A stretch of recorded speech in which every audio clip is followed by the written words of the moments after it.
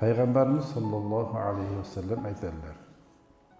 Kim do'zaxdan uzoqda bo'lishlikni va jannatga kirishni xohlasa, yaxshi ko'rsa, o'limi kelgan vaqtda Allohga va oxirat kuniga iymon keltirgan holatda bo'lsin, hamda odamlarga o'ziga qilishini yaxshi ko'rgan muomalani qilsin deydilar.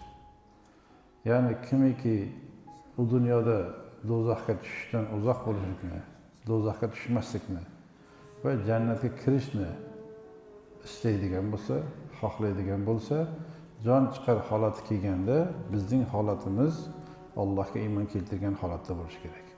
Oxirat kuniga iymon keltirgan holatda bo'lishi kerak. Va dunyo hayotimizda hammaga o'zimizga yaxshi ko'rgan narsada muomala qilishimiz kerak.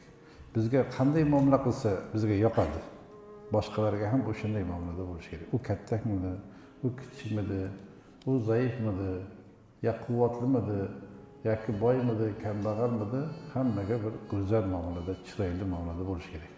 O'shanda inshaalloh u dunyoda najot topamiz, Allohning mukofotlariga erishamiz.